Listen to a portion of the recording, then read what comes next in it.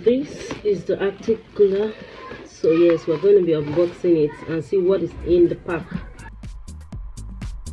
Okay, our mini AC. Alright.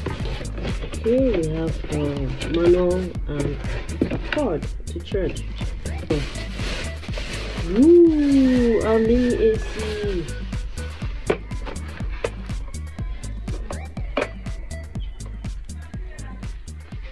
So it comes with 2 tanks.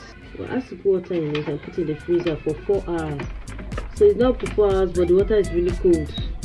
Let's see, this is the second one. Let's see if we can pour anything inside of it.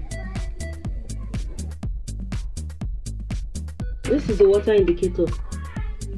So we're just going to connect it here. This part here.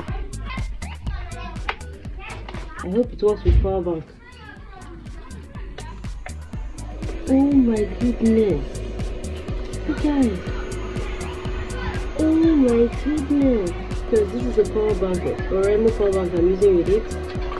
And you can see it's so cool. What? This actually works. What about the bank? Even taking it far, you can reach your distance.